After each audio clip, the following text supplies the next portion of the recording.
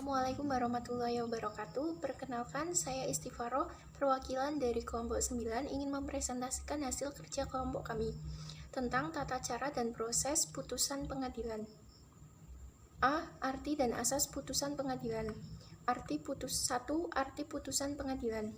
Putusan pengadilan merupakan sesuatu yang sangat diinginkan atau dinanti-nantikan oleh pihak-pihak yang berperkara guna menyelesaikan sengketa di antara mereka dengan sebaik-baiknya. Kemudian yang kedua, asas putusan pengadilan. Dalam pembahasan selanjutnya akan diawali dengan uraian mengenai asas-asas yang semestinya ditegakkan dalam setiap putusan. Asas-asas ini dijelaskan dalam pasal 178 HIR, pasal 189 RBG, dan beberapa pasal yang terdapat dalam Undang-Undang Nomor 4 Tahun 2004 tentang Kekuasaan Kehakiman. 1. Memuat dasar alasan yang jelas dan rinci. Kemudian yang kedua, wajib mengadili seluruh bagian gugatan. Ketiga, tidak boleh mengabulkan melebihi tuntutan. Dan yang terakhir diucapkan di muka umum. Selanjutnya, B. Formulasi putusan. Formulasi putusan adalah susunan atau sistematika yang harus dirumuskan dalam putusan agar memenuhi syarat perundang-undangan. Secara garis besar, formulasi putusan diatur dalam pasal 184 ayat 1 HIR dan pasal 195 RBG. Berdasarkan pasal-pasal di atas, terdapat beberapa unsur formula yang harus tercantum dalam putusan. A. Memuat secara ringkas dan jelas pokok perkara, jawaban, pertimbangan, dan amar putusan. Kemudian yang B. Tentang dalil gugatan. C. Tentang uraian singkat, ringkas, dan lingkup pembuktian. D. Tentang pertimbangan hukum. E. Tentang ketentuan perundang-undangan. F. Tentang amar putusan. Dan G. Mencantumkan biaya perkara. Kemudian yang C. Mencari dan menemukan hukum. Latar belakang perlunya seorang hakim melakukan penemuan hukum adalah karena hakim tidak boleh menanggung atau menolak menjatuhkan putusan dengan alasan karena hukumnya tidak lengkap atau tidak jelas.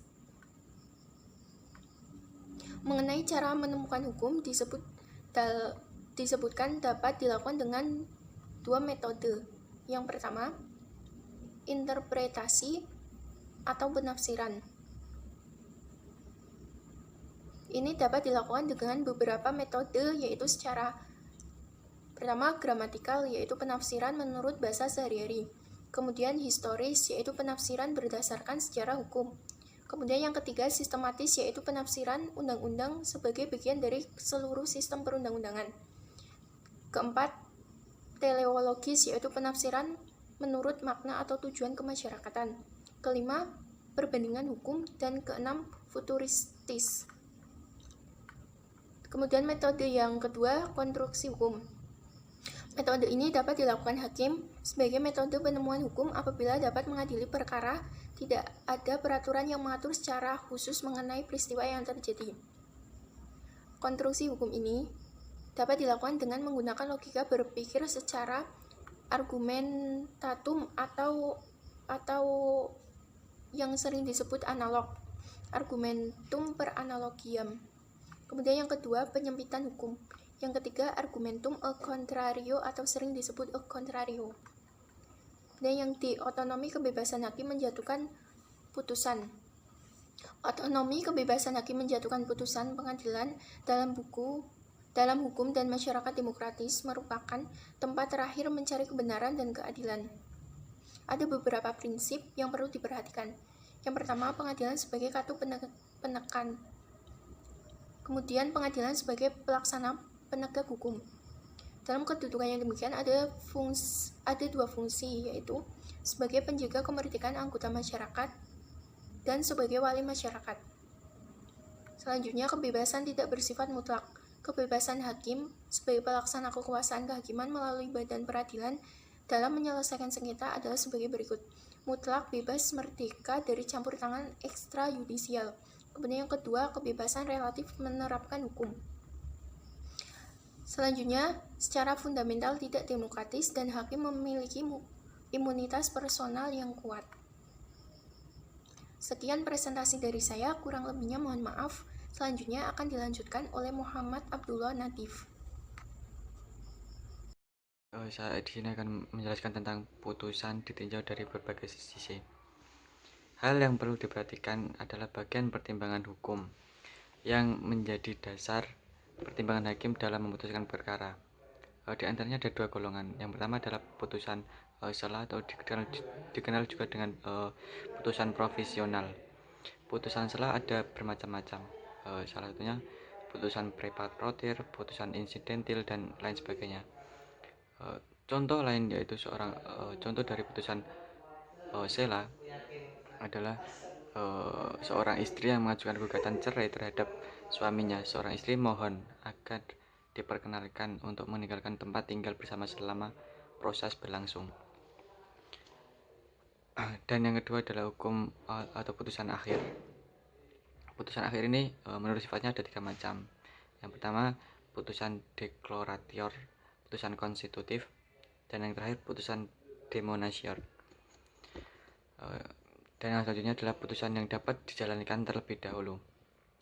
Pengaturan dan implikasi putusan hukum yang dapat dijalankan lebih dahulu atau iuit forat dalam perkara perdata putusan hakim yang dapat dijalankan lebih dahulu atau juga disebut dengan putusan serta-merta dan diatur dalam pasal 180 ayat 1 HIR pasal 191 ayat 1. Untuk mengetahui bagaimana pengaturan dan implikasi putusan hakim yang dapat dijalankan lebih dahulu dan bagaimana akibat hukuman dilaksanakannya eksekusi terhadap putusan hakim yang dapat dijalankan lebih dahulu dan akibat tidak dilaksanakan putusan dengan menggunakan metode penelitian yuridis normatif.